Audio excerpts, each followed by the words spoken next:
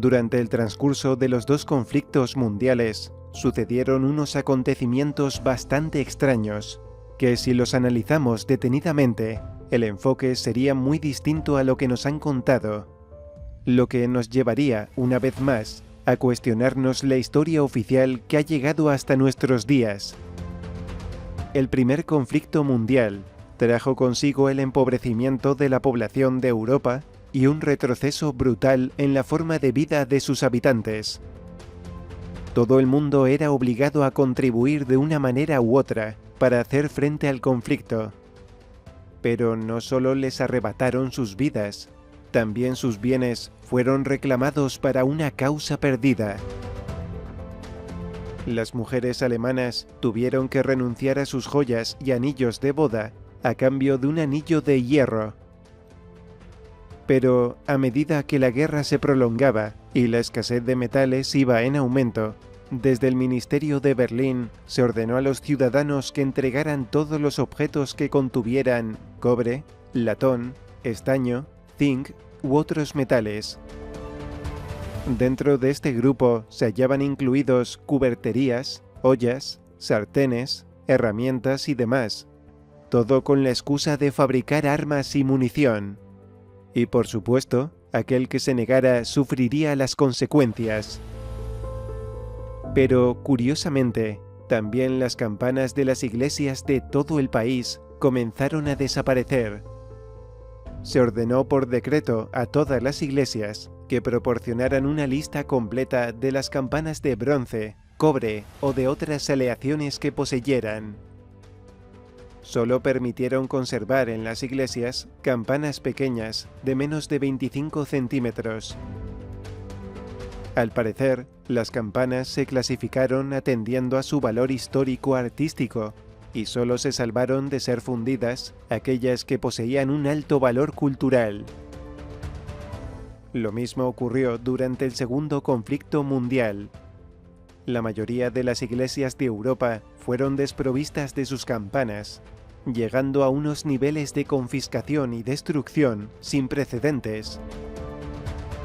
Entre 1939 y 1945 fueron confiscadas 175.000 campanas de toda Europa. Se transportaron en trenes y barcos hasta los puntos de almacenamiento, conocidos como Glockenfriedhof o cementerios de campanas. El más grande de todos se encontraba en la ciudad de Hamburgo. Aproximadamente 150.000 campanas se fundieron para la fabricación de herramientas bélicas. El resto se pudieron recuperar al terminar el conflicto. El carillón u órgano de campanas está compuesto de varias decenas de campanas dentro de un elaborado mecanismo, y es el instrumento musical más representativo de Holanda y Bélgica. Entre los dos países poseen más de la mitad de los 600 carillones que hay en todo el mundo. Más de 200 se encuentran en Holanda. La destrucción de los carillones belgas, en particular durante el primer conflicto mundial, resonó en todo el mundo, y todos fueron testigos de la aniquilación de este brillante instrumento musical. Pero aún fue peor en la segunda contienda. Los legados de ambos países quedaron devastados. Los nazis se apoderaron de 2/3 de las campanas de Bélgica, y según investigadores británicos, todas las campanas fueron sacadas de los Países Bajos, y solo 300 sobrevivieron, rescatándolas de Hamburgo. El metal de la campana está realizado a partir de una aleación dura, compuesta generalmente de 4 partes de cobre y una de estaño. Esta mezcla destaca por su dureza y rigidez. Hicieron añicos las campanas, luego las fundieron y refinaron el metal, separando sus diferentes componentes, incluyendo cobre, estaño, plomo, zinc e incluso plata y oro. La historia nos dice que estos recursos fueron destinados al conflicto y a generar más destrucción. Pero aparte de esto, ¿es posible que hubiera otro motivo oculto detrás de la desaparición de estas campanas? Esta pregunta surge porque, curiosamente, también se encargaron de hacer desaparecer todo aquello relacionado con la música, como manuscritos, partituras, libros. Además, todo tipo de instrumentos musicales como violines, flautas y demás fueron confiscados, robados o entregados bajo coacción. Esto nos lleva a pensar que hubo un intencionado borrado cultural, un reset del conocimiento y práctica musical que golpeó intensamente en el espíritu de los hombres. Pero no solo eso. El decreto de 1939, emitido por el ministro de propaganda nazi, Joseph Goebbels, ordenó una afinación de la nota La a 440 hercios, en lugar de 432 hercios, frecuencia a la que se afinaba toda la música en ese momento. Desde 1939 hasta el día de hoy, se sigue afinando en la frecuencia de 440 hercios que dictó Goebbels, algo que se impuso en todos los países. ¿Acaso hubo un complot entre los gobernantes para que así fuera? Hoy sabemos que la música puede modificar el estado vibratorio de una persona, para bien o para mal. La alteración de la afinación musical con la diferencia tan solo de 8 hercios trae consigo una alteración emocional en la percepción auditiva de las ondas acústicas, que afectan a todos los seres vivos, incluidos los humanos.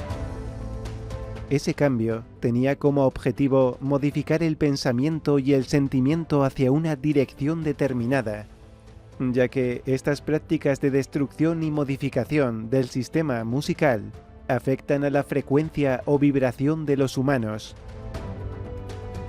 Con la destrucción de las campanas sucedió lo mismo, ya que estos poderosos instrumentos de metal tenían el enorme poder de cambiar el estado de ánimo e incluso sanar a todo un pueblo.